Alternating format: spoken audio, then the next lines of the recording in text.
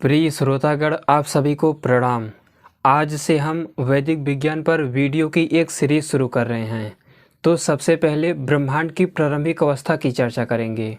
जो ब्रह्मांड की प्रारंभिक अवस्था होती है, जहां से इस ब्रह्मांड के बनने की शुरुआत होती है। ये जो ब्रह्मांड की प्रारंभिक अवस्था थी, ब्रह्मांड अपने शुरुआती स्तर पर किस अवस्था में, कैसी स्टेट में लीन था, आज के इस वीडियो में इसके बारे में हम विस्तार से जानने वाले हैं कि वैदिक विज्ञान क्या कहता है ब्रह्मांड की प्रारंभिक अवस्था के बारे में। तो आइए वीडियो को शुरू करते हैं। मैं हूं अद्वैत और आप देख रहे हैं ब्रह्मांड विज्ञान यूट्यूब चैनल।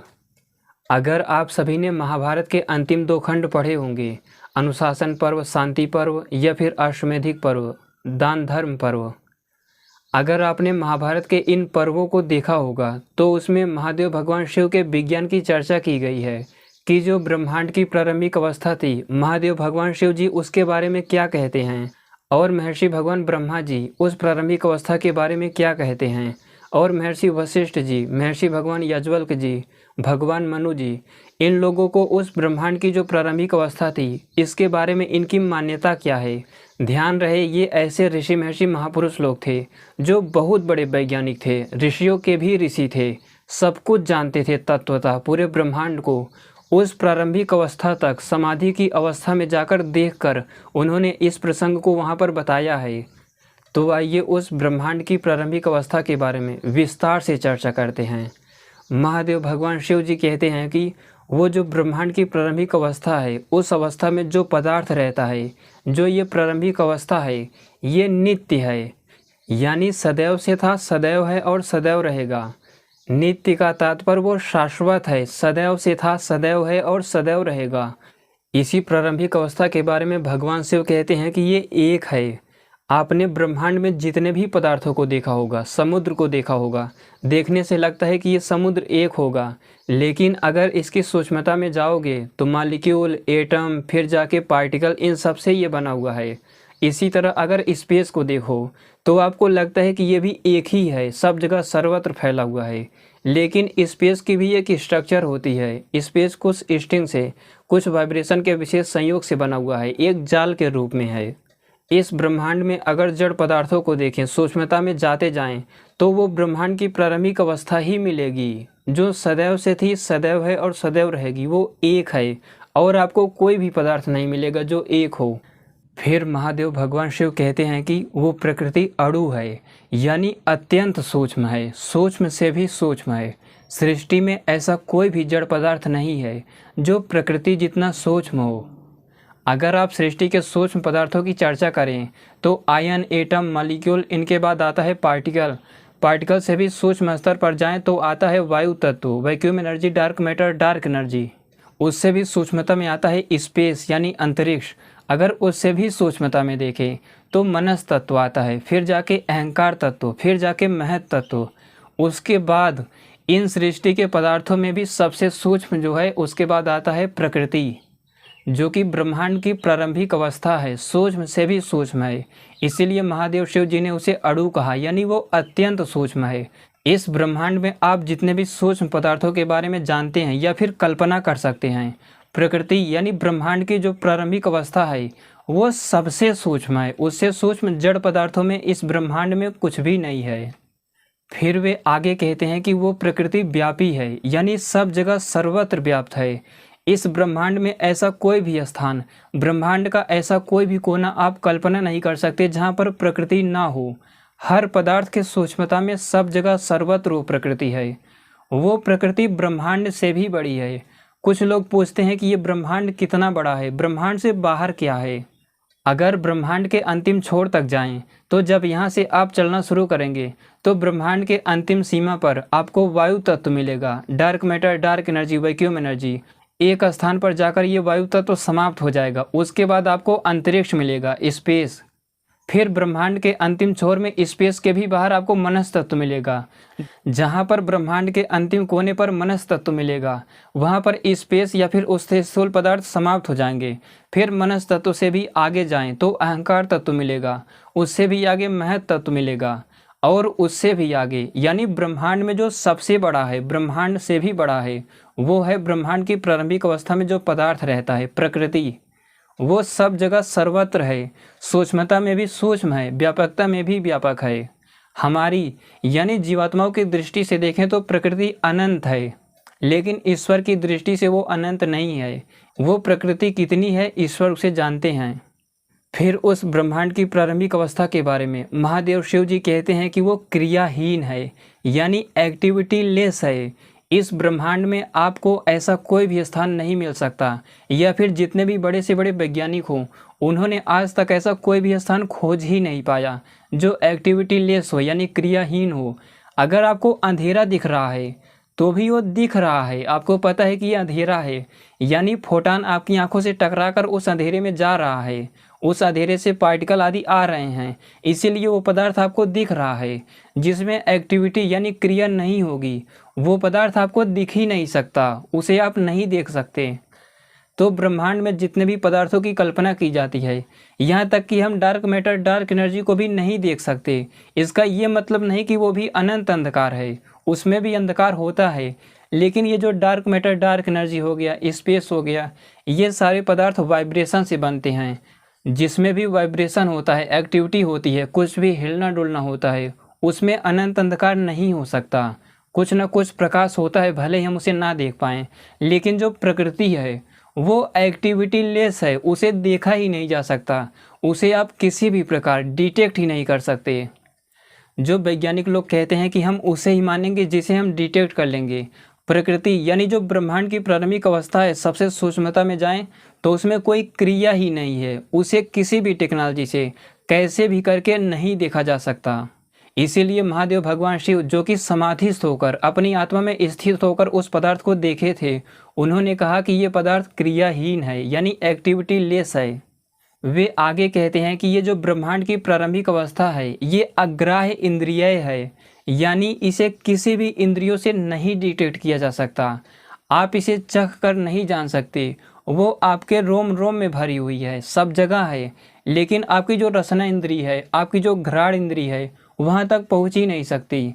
इसी प्रकार आप देख कर भी कितनी भी सूक्ष्मता में कैसे भी देख लें, उस पदार्थ को आप नहीं देख सकते। वो हमारे शरीर के अंदर बाहर सब जगह अभी भी विद्यमान है, लेकिन उसे नहीं देखा जा सकता। इसी प्रकार स्पर्श करके भी उसे नहीं अनुभव किया जा सकता, और सुनकर भी उसे नहीं जाना जा सकता।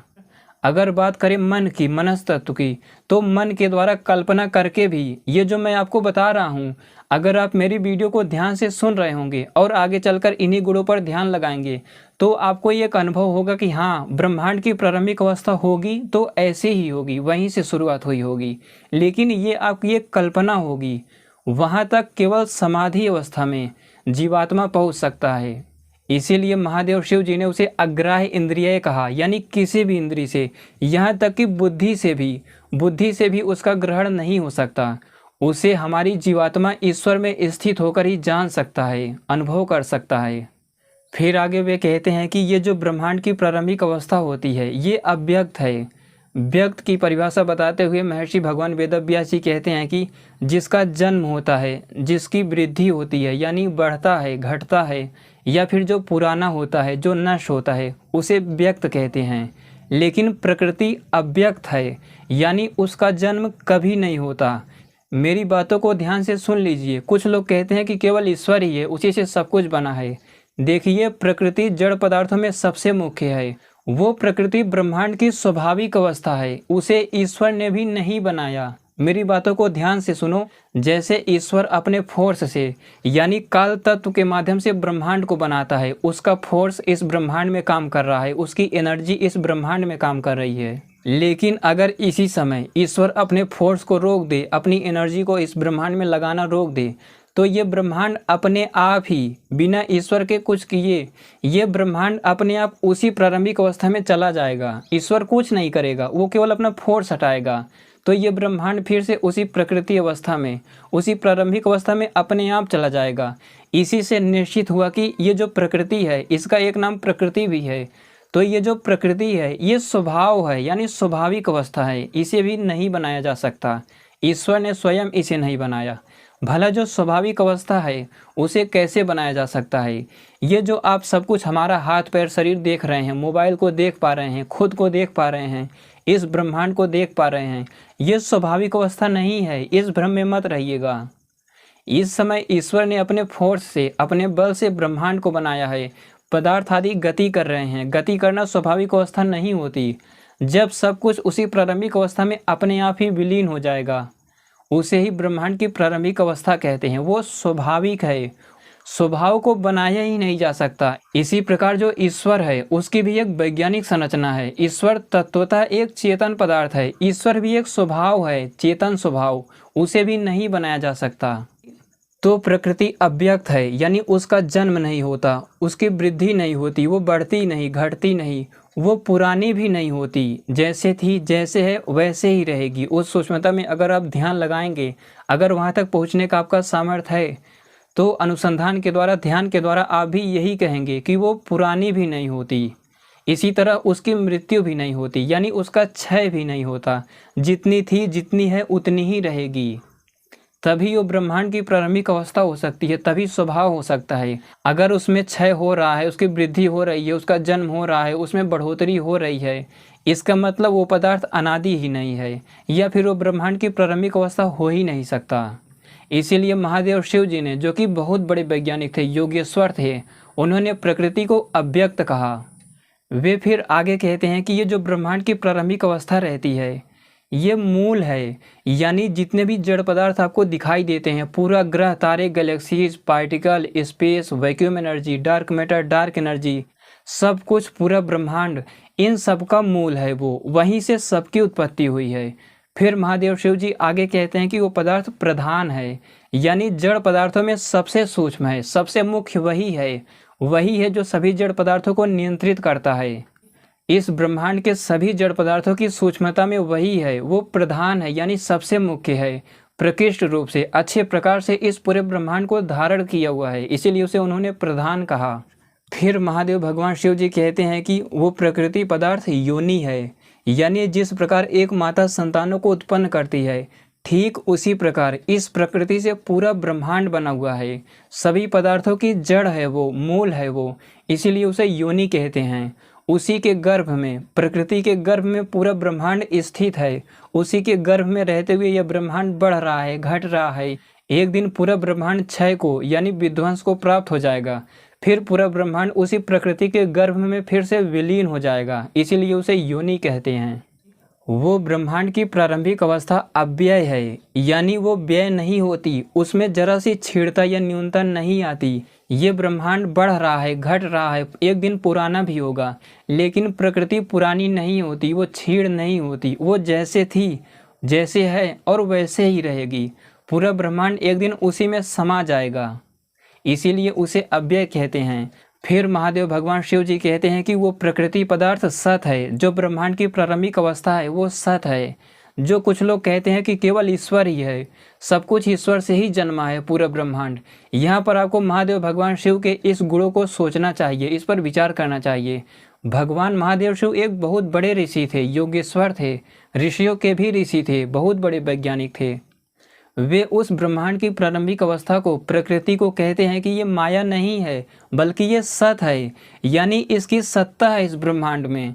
जो लोग कहते हैं कि ये शरीर, ये ब्रह्मांड सब कल्पना है, केवल ईश्वर है, ये आपका भ्रम है। महादेव भगवान शिव कहते हैं कि प्रकृति सत है, यानी उसकी सत्ता है। उस सूक्ष्मता में आप जाएंगे तो वहाँ पर वो विद्यमान है।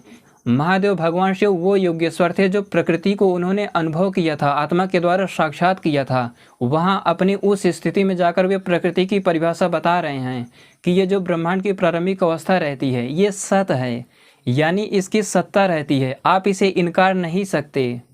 फिर जाके महादेव भगवान शिव के बाद भगवान वशिष्ठ जी प्रकृति को कहते हैं कि ये अक्षर है, यानी निष्क्रिय अक्षरों का रूप है ये प्रकृति। भगवान वशिष्ठ जो कि सृष्टि के आदि में ही उत्पन्न हुए थे, वे इस प्रकृति को अक्षरों का रूप कहते हैं, निष्क्रिय अक्षरों का रूप कहते हैं। वे कहते हैं कि प्रकृति में अनंत अक्षर निष्क्रिय रूप में यत्र तत्र पड़े रहते हैं, कोई क्रिया नहीं करते। जब ईश्वर काल तत्व के माध्यम से प्रकृति को वाइब्रेट करने लगता है तो ये अक्षर वाइब्रेशन के रूप में आ जाते हैं, फिर महत तत्व, मनस तत्व आदि में बदलते चले जाते हैं। लेकिन जो प्रकृति है वो निष्क्रिय अक्षरों का रूप है। तब जाके महर्षि भगवान वशिष्ठ जी के बाद महर्षि ब्रह्मा जी ने उस प्रारंभिक अवस्था के बारे में अनेक गुणों की चर्चा की है, जिनमें से पहला है कि वो ब्रह्मांड की प्रारंभिक अवस्था तम है, यानी अनंत अंधकार का रूप। अभी मैंने वीडियो के शुरुआत में ही चर्चा किया। आप लोग अगर इलेक्ट्रॉन हो गया, डार्क मैटर, डार्क एनर्जी हो गया, अगर भविष्य में वैज्ञानिक इन पदार्थों को समझ पाते हैं, कुछ जान पाते हैं, तो यही कहेंगे कि उसमें अनंत अंधकार होता है, अंधकार रूप है। लेकिन उन पदार्थों में भी वाइब्रेशन होता है, क्रिया होती है, और जिसमें भी वाइब्रेशन होता है, क्रिया होती है, वो अनंत अंधकार नहीं हो सकता। लेकिन अगर उनसे भी सूक्ष्मता में जाएं, सबसे सूक्ष्मता में वो प्रकृति है, ब्रह्मांड की प्रारंभिक अवस्था है, स्वाभाविक अवस्था है। महर्षि भगवान ब्रह्मा जी कहते हैं कि ये प्रारंभिक अवस्था अनंत अंधकार में होती है, इसीलिए उन्होंने उसे तम कहा। फिर वे आगे कहते हैं कि ये जो ब्रह्मांड की प्रारंभिक अवस्था है ये व्यक्त है, यानी उसी से पूरा ये ब्रह्मांड बना हुआ है। जितने भी व्यक्त पदार्थ आपको दिखाई दे रहे हैं, ग्रह, तारे, गैलेक्सीज, पार्टिकल, जो भी आप अनुभव कर सकते हैं अथवा नहीं, ये सारे व्यक्त के रूप में उसी ब्रह्मांड की प्रारंभिक अवस्था से इनकी उत्पत्ति हुई है, इसीलिए उन्होंने इसे व्यक्त कहा। महर्षि ब्रह्मा जी उस ब्रह्मांड की प्रारंभिक अवस्था को कह रहे हैं कि ये पदार्थ शिव है, यानी कल्याणकारी है। आपने अगर योग दर्शन को पढ़ा होगा तो कैवल्यपाद के तीसरे या चौथे सूत्र में ऐसा आता है कि जात्यांतर परिणामः प्रकृतिया आपुरात, यानी आपके पिछले कितने ही जन्मों में कितने भी विकार हों, दोष हों, उस प्रकृति को तत्वतः जानने वाला योगी उन विकारों को दूर कर सकता है। क्योंकि प्रकृति माता के समान है और ईश्वर पिता के समान उस माता रूपी प्रकृति से इस पूरे ब्रह्मांड को बनाया है। महर्षि भगवान ब्रह्मा जी कहते हैं कि वो प्रकृति धाम है। आपने आज तक इस धरती पर अनेक धामों के बारे में सुना होगा, यहाँ जाने से मोक्ष हो जाएगा, यहाँ जाने से सारे पाप छीड़ हो जाएंगे, जबकि जो मुख्य धाम है, सबसे बड़ा धाम है, वो प्रकृति है। आप अगर प्रकृति पदार्थ को तत्वतः उस सूक्ष्मता में जाकर जान जाते हैं, अनुभव कर लेते हैं, तो आप बुद्धि तत्व को, मन तत्व को आप आत्मा से अलग कर देंगे और आपका मोक्ष हो जाएगा, सीधे जाके आप ईश्वर में प्रतिष्ठित हो जाएंगे। तो सबसे बड़ा जो धाम है, जो वास्तविक स्वाभाविक अवस्था है ब्रह्मांड की, वो है प्रकृति। इसीलिए महर्षि ब्रह्मा जी ने उसे धाम कहा। उससे बड़ा कोई धाम नहीं है, वो अंतिम धाम है, जिसे जान लेने के बाद जीव इस सृष्टि में फिर नहीं जन्म लेता, उसकी मुक्ति हो जाती है। फिर आगे महर्षि ब्रह्मा जी कहते हैं कि ये जो ब्रह्मांड की प्रारंभिक अवस्था है ये रज है, यानी उसी से पूरे ब्रह्मांड की उत्पत्ति हुई है। वो ब्रह्मांड की प्रारंभिक अवस्था प्रकृति पूरे सृष्टि का बीज रूप है, उसी से पूरे ब्रह्मांड की उत्पत्ति होती है, फिर उसी में सारा ब्रह्मांड प्रलय हो जाता है। फिर आगे महर्षि भगवान ब्रह्मा जी ने उस प्रकृति को सनातन कहा। ये भी एक बहुत बड़े ऋषि थे। भगवान ब्रह्मा जी ने प्रकृति को जो सनातन कहा, इस गुण के बारे में भी आपको मनन चिंतन करना चाहिए। जो लोग कहते हैं कि केवल ईश्वर है, कुछ नहीं है, भगवान ब्रह्मा कह रहे हैं कि जो ब्रह्मांड की प्रारंभिक अवस्था है वो सनातन है, उसका अंत कभी नहीं होता। वो सदैव से था, सदैव है और सदैव रहेगा। वो शाश्वत है, पुरातन है। उस पदार्थ का जन्म कभी नहीं होता, वो जीर्ण नहीं होता, पुराना नहीं होता, उसकी मृत्यु नहीं होती। वो सदैव से था, सदैव है और सदैव रहेगा। तो केवल ईश्वर ही नहीं है, बल्कि ये प्रकृति भी है, जो कि स्वाभाविक अवस्था है, ये सदैव से थी। इसीलिए महर्षि भगवान ब्रह्मा जी ने उसे सनातन कहा। महर्षि ब्रह्मा जी उस ब्रह्मांड की प्रारंभिक अवस्था को फिर कह रहे हैं कि वो विकारी है, यानी पूरा ब्रह्मांड उसी से बना हुआ है। ये जो आपको दिखाई भी दे रहा है ब्रह्मांड, अथवा नहीं भी दिखाई देगा, ये प्रकृति का विकृत स्वरूप है। इसीलिए महर्षि ब्रह्मा जी ने इसे विकारी कहा, विकार कहा। फिर आगे वे कहते हैं कि ये ब्रह्मांड की प्रारंभिक अवस्था प्रलय है, यानी प्रलय स्वरूप है। आप सृष्टि में जिन भी पदार्थों को देख पा रहे हैं अथवा नहीं भी, ये सब एक दिन प्रलय होकर उसी प्रकृति में विलीन हो जाएगा, उसी की गर्भ में सब समा जाएगा। तो वो प्रकृति प्रलय स्वरूप है। सब कुछ, हम जीवात्मा को जो शरीर मिला हुआ है, या फिर ये पृथ्वी में ये पूरा सौरमंडल, या फिर हमारे गैलेक्सी में ये जो करोड़ों सौरमंडल है, और ये गैलेक्सी ब्रह्मांड में इसका कोई स्थान नहीं है। इतनी गैलेक्सियाँ हैं जिसको गिना नहीं जा सकता। तो सब कुछ उसी प्रकृति में प्रलय हो जाएगा, सब कुछ समाप्त हो जाएगा, फिर ब्रह्मांड बनेगा तो उसी स्वाभाविक प्रारंभिक अवस्था से। इसीलिए महर्षि भगवान ब्रह्मा जी ने उसे प्रलय कहा। फिर आगे महर्षि ब्रह्मा जी कहते हैं कि वो प्रारंभिक अवस्था प्रभव है, यानी उसी से पूरे ब्रह्मांड की उत्पत्ति हुई है। फिर आगे कहते हैं कि वो अप्यय है, यानी सब कुछ जाकर एक हो जाता है, सब कुछ प्रलय होकर उसी में मिल जाता है, इसीलिए उन्होंने उसे अप्यय कहा। आगे चलकर वे कहते हैं कि ये जो ब्रह्मांड की प्रारंभिक अवस्था है ये अनुद्रिक्त है यानी अस्पष्ट है। इसीलिए मैंने कहा कि वो ब्रह्मांड की प्रारंभिक अवस्था अग्राह्य इंद्रिय है, उसे आत्मा समाधि में स्थित होकर ही जान सकता है। इसीलिए उन्होंने उसे अनुद्रिक्त कहा, यानी वो अस्पष्ट है, वो स्पष्ट नहीं है, अदृश्य पदार्थ है। भगवान ब्रह्मा जी उस ब्रह्मांड की प्रारंभिक अवस्था को कहते हैं कि ये पदार्थ अनून है, यानी जरा से भी कमी नहीं होती उसी पदार्थ में, जिस पदार्थ में कमी नहीं हो सकती। जैसा था वैसा है, वैसे ही रहेगा। वही पदार्थ इटर्नल हो सकता है, वही अनादि हो सकता है। तो जो ब्रह्मांड की प्रारंभिक अवस्था है प्रकृति पदार्थ, जब ब्रह्मांड नहीं बना था तो भी सर्वत्र सब जगह उस सूक्ष्मता में प्रकृति विद्यमान थी। और जब पूरा ब्रह्मांड बन गया तभी आप महत्व तत्व के बाद उस सूक्ष्मता में जाएंगे तो प्रकृति पदार्थ को ही पाएंगे, उस स्वाभाविक अवस्था को ही पाएंगे। वो नित्य है, सदैव से वैसे ही पड़ी रहेगी। जब ब्रह्मांड का अंत आएगा, ईश्वर अपना फोर्स हटाएंगे, काल तत्व को नियंत्रित करेंगे, तो ब्रह्मांड फिर उसी प्रकृति में विलीन हो जाएगा। इसीलिए महर्षि ब्रह्मा जी ने उसे अनून कहा। इतना ब्रह्मांड सब कुछ बन गया लेकिन उसमें इतनी भी न्यूनता नहीं आई। ऐसा ही कोई पदार्थ अनादि हो सकता है। फिर भगवान ब्रह्मा जी उस प्रारंभिक अवस्था को कहते हैं कि ये अकंप है, यानी कोई वाइब्रेशन नहीं, कोई कंपन नहीं है।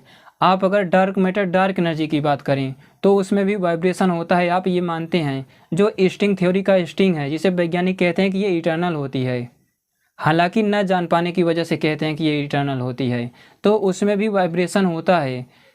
इसी प्रकार उससे भी सूक्ष्मता में जाएं तो स्पेस है, उसमें भी वाइब्रेशन होता है। मनस तत्व, अहंकार, महत तत्व, इन सब में वाइब्रेशन, कुछ न कुछ हिलन डुलन गति होती है। लेकिन जो ब्रह्मांड की प्रारंभिक अवस्था है प्रकृति, उसमें कोई भी वाइब्रेशन नहीं होता। इसीलिए भगवान ब्रह्मा जी ने समाधि में स्थित होकर उस पदार्थ को जाना और कहा कि ये पदार्थ अकंप है, यानी उसमें कोई कंपन, कोई वाइब्रेशन नहीं है। अकंप यानी वाइब्रेशन लेस पदार्थ को जाना ही नहीं जा सकता किसी भी टेक्नोलॉजी से, किसी भी माध्यम से। महर्षि भगवान ब्रह्मा जी उस ब्रह्मांड की प्रारंभिक अवस्था की चर्चा करते हुए कहते हैं कि ये जो ब्रह्मांड की प्रारंभिक अवस्था है ये अचल है। अभी तक आप में से भी कितने ही लोग जानते हैं कि ईश्वर इस प्रकृति पदार्थ को तोड़ मरोड़ कर सृष्टि बनाता है, इसे आगे पीछे करके सृष्टि बनाता है। ये पदार्थ ऐसा है ही नहीं कि ईश्वर इसे आगे पीछे कर सके, हिला डुला सके। ईश्वर ऐसा कुछ भी नहीं कर सकता उस पदार्थ में, क्योंकि वो स्वाभाविक अवस्था है, उसे उसने नहीं बनाया। ईश्वर केवल काल तत्व के माध्यम से उसमें कुछ वाइब्रेशन उत्पन्न करके सृष्टि बनाता है। ईश्वर का इतना ही काम है।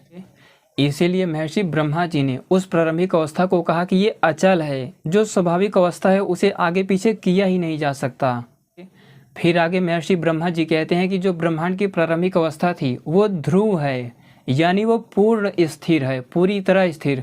अभी आपको लग रहा होगा कि मैं स्थिर हूँ, मैं बैठकर वीडियो बना रहा हूँ, लेकिन आपको ये विदित होना चाहिए कि ये जो पृथ्वी है जिस पर हम बैठे हैं, आप बैठे हैं, ये इस सोलर सिस्टम में बहुत तेज़ गति से घूम रही है। इसी प्रकार ये सोलर सिस्टम हमारी गैलेक्सी में भी बहुत तेज़ गति से घूम रहा है, और ये गैलेक्सी कितनी स्पीड से घूम रही है इसे भी कोई नहीं जानता। इसी प्रकार तो ब्रह्मांड में जितनी गैलेक्सियाँ, सब कुछ सब घूम रही है। मेरे पीछे आप देख लीजिए, सब कुछ। हम यहाँ तक नहीं जानते कि इस पूरे गैलेक्सी में हम कहाँ हैं, तो सब कुछ गति कर रहा है। इसी प्रकार इलेक्ट्रॉन आदि पार्टिकल हमेशा गति कर रहे हैं। अगर डार्क मैटर, डार्क एनर्जी यानी असुर पदार्थों को देखें तो वे भी गति ही कर रहे हैं। देव पदार्थों को देखें, वे सब गति कर रहे हैं। इसी प्रकार स्पेस को देखें, उसके स्ट्रक्चर को देखें, उसका जो जाल है वो भी वाइब्रेट कर रहा है, अपने स्थान पर रोटेट कर रहा है।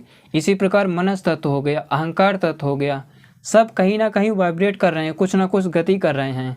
भले ही हम उस गति को, उस वाइब्रेशन को ना जान पाएँ, लेकिन जो प्रकृति है, जो ब्रह्मांड की प्रारंभिक अवस्था है, भगवान ब्रह्मा जी ने समाधि में स्थित होकर उस पदार्थ को कहा कि ये ध्रुव है, यानी पूरी तरह स्थिर है। तो सोचो, स्थिर पदार्थ को ईश्वर भी नहीं बना सकता, वो स्वाभाविक अवस्था है। फिर आगे भगवान ब्रह्मा जी कहते हैं कि ये जो ब्रह्मांड की प्रारंभिक अवस्था है ये असत है। यहीं पर कुछ लोगों को भ्रम हो जाता है कि ये पदार्थ है ही नहीं। भगवान ब्रह्मा यहाँ पर कहना चाह रहे हैं कि ये पदार्थ असत जैसा है, यानी न होने जैसा है। जो पदार्थ रुका हुआ हो उसे आप देख ही नहीं सकते, इसीलिए उन्होंने इस पदार्थ को असत कहा। आप इस प्रकृति को किसी भी प्रकार डिटेक्ट नहीं कर सकते, इसीलिए अनेक लोग कह देते हैं कि ये तो है ही नहीं। आज तो फिजिसिस्टों का सिद्धांत है, जिसे वे जान लेते हैं वे उसी को ही मानते हैं, जिसे वे नहीं जान पाते वे सीधे कह देते हैं कि ब्रह्मांड में वो है ही नहीं। जबकि भगवान ब्रह्मा जी कहते हैं कि वो असत जैसा है। हो सकता है कि हम उसे ना जान पाएं, क्योंकि उसे कोई सिद्ध ऋषि महर्षि योगी ही वहाँ तक जान सकता है, समाधि में स्थित होकर ही उसे देख सकता है, अनुभव कर सकता है। इसीलिए भगवान ब्रह्मा जी ने उस स्तर तक पहुंचकर उसे पूरी तरह तत्वतः जानकर उसे असत कहा, यानी ये न होने जैसा है, लेकिन है। फिर आगे इतना सब कुछ व्याख्या करते हुए भी महर्षि भगवान ब्रह्मा जी ने कहा कि ये पदार्थ त्रिगुण है, यानी 3 गुण इसमें होते हैं, सत्व, रज व तम, लेकिन तीनों निष्क्रिय रूप में होते हैं। प्रकृति, ये जो ब्रह्मांड की प्रारंभिक अवस्था है, ये एक पदार्थ है। ये जो सत्व, रज व तम है, ये पदार्थ नहीं है, ये उसके गुण हैं। जैसे चीनी एक पदार्थ है, मिठास उसका गुण होता है। इसी प्रकार कोई पदार्थ जैसे आम है, खट्टापन या मीठापन उसका गुण है। इसी प्रकार प्रकृति जो अनंत अक्षरों का निष्क्रिय रूप है, ये प्रकृति एक पदार्थ है, स्वाभाविक अवस्था है। इसके 3 गुण होते हैं, सत्व, रज व तम, और ये तीनों गुण ब्रह्मांड की प्रारंभिक अवस्था में निष्क्रिय रूप में पड़े रहते हैं। आप इस सृष्टि में जितना भी प्रकाश देख पा रहे हैं, जिस लाइट या फोटोन पार्टिकल के द्वारा आप मुझे देख पा रहे हैं, ये प्रकाश ये सत्व गुण की वजह से है। और इस सृष्टि में जितने भी क्रिया आप देख पा रहे हैं, मेरे हाथों का हिलना डुलना, ग्रह तारे गैलेक्सियों का गमन, या फिर जो फोटोन पार्टिकल मुझसे टकराकर आप तक पहुंच रहे हैं, ये सब जो भी आप गति देख पा रहे हैं, ये रजोगुण की वजह से है। इसी प्रकार इस ब्रह्मांड में जितनी भी जड़ता है, स्थिरता है, जैसे मैं स्थिर होकर बैठा हूँ, ये स्थिरता प्रकृति के तमोगुण की वजह से है। ये तीनों गुण उस प्रकृति में ब्रह्मांड की प्रारंभिक अवस्था में प्रलय काल में निष्क्रिय रूप में पड़े रहते हैं। ईश्वर अपने ज्ञान के अनुसार सृष्टि बनाता है, तो ईश्वर के सृष्टि बनाने के बाद ये तीनों गुण प्रकट अवस्था में आ जाते हैं और हमारे सामने उपस्थित हैं। तो ये है ब्रह्मांड की प्रारंभिक अवस्था, जो कि वैदिक विज्ञान इसकी विस्तृत व्याख्या करता है। अभी भी इस प्रारंभिक अवस्था के बारे में मैंने आपको बहुत कम बताया। जो आधुनिक वैज्ञानिक कहते हैं कि जो ब्रह्मांड की प्रारंभिक अवस्था थी उसमें इनफाइनाइट मास होता है। हमारे ऋषि मुनि कहते हैं कि कोई मास नहीं होता, 0 मास। वे कहते हैं कि ब्रह्मांड की प्रारंभिक अवस्था में धमाका होता है, विस्फोट होता है। हमारे ऋषि मुनि महापुरुष लोग कहते हैं कि कोई धमाका नहीं था, पूरी तरह शांत एक पदार्थ था, जो कि स्वाभाविक अवस्था है, सदैव से था, सदैव से है। आधुनिक वैज्ञानिक कहते हैं कि ये ब्रह्मांड की जो प्रारंभिक अवस्था थी, ये जब इसमें विस्फोट हुआ तो डार्क मैटर, डार्क एनर्जी ने फैलाया। हमारे ऋषि मुनि कहते हैं कि ये जो डार्क मैटर, डार्क एनर्जी है, ये एक वायु तत्व के स्तर का पदार्थ है। अभी इसके पीछे हम 7-8 स्टेप पीछे की बात करते हैं, तो ये भी सिद्धांत गलत सिद्ध हो गया। इसी प्रकार आधुनिक वैज्ञानिक कहते हैं कि उसमें इनफाइनाइट चार्ज था, इनफाइनाइट एनर्जी थी। इसी तरह आधुनिक वैज्ञानिक कहते हैं कि ब्रह्मांड की प्रारंभिक अवस्था में इनफाइनाइट चार्ज था, इनफाइनाइट हीट थी, इनफाइनाइट एनर्जी थी, इनफाइनाइट टेम्परेचर था। लेकिन हमारे ऋषि मुनि महापुरुष लोग कहते हैं कि जो ब्रह्मांड की प्रारंभिक अवस्था थी उसमें 0 चार्ज था, कोई चार्ज नहीं था, कोई हीट नहीं थी, कोई एनर्जी नहीं था, कोई टेम्परेचर नहीं था। वे कहते हैं कि उस समय डार्क मैटर, डार्क एनर्जी के रूप में एक फोर्स भी उस समय विद्यमान था जिसने विस्फोट किया, और एक फोर्स और विद्यमान था जो कि यूनिफाइड फोर्स है। लेकिन हमारे ऋषि मुनि महापुरुष लोग कहते हैं कि उस पदार्थ में कोई भी फोर्स उपलब्ध नहीं था। आधुनिक वैज्ञानिक कहते हैं कि टाइम की शुरुआत उसी बिग बैंग से हुई, लेकिन ऋषि मुनि महापुरुष लोग कहते हैं कि ये टाइम निष्क्रिय रूप में प्रकृति में सदैव पड़ा रहता है, टाइम का अंत कभी नहीं होता। ये जो काल पदार्थ है, ओम रूपी वाइब्रेशन, ये निष्क्रिय रूप में उसी ब्रह्मांड की स्वाभाविक अवस्था में लीन रहता है। तो जो लोग भी कहते हैं कि मैं वही बताता हूँ जो आधुनिक वैज्ञानिक बताते हैं, आप लोग खुद ही सोचिए। वे कह रहे हैं कि इनफाइनाइट मास था उस सिंगुलरिटी में, हम कहते हैं कि 0 मास था। वे कहते हैं कि इनफाइनाइट चार्ज था, इनफाइनाइट एनर्जी थी, इनफाइनाइट टेम्परेचर था, इनफाइनाइट हीट था। हम लोग उसका उल्टा बता रहे हैं कि कोई चार्ज नहीं था, कोई एनर्जी नहीं थी, कोई टेम्परेचर नहीं था, कोई हीट नहीं थी, कोई फोर्स नहीं था। वे कहते थे कि फोर्स भी था, हम कहते हैं कोई फोर्स नहीं था। वे कहते हैं कि टाइम की शुरुआत वहीं से हुई, हम लोग कहते हैं कि टाइम उससे पहले से ही विद्यमान था, टाइम का अंत कभी नहीं होता। ये जो काल है निष्क्रिय रूप में उसी प्रकृति में विलीन पड़ा रहता है। तो हम वही नहीं बता रहे हैं जो आधुनिक वैज्ञानिक बता रहे हैं, बल्कि हम उनके विपरीत चल रहे हैं, उनके उल्टे चल रहे हैं, उनसे 7-8 स्टेप और पीछे की बात कर रहे हैं।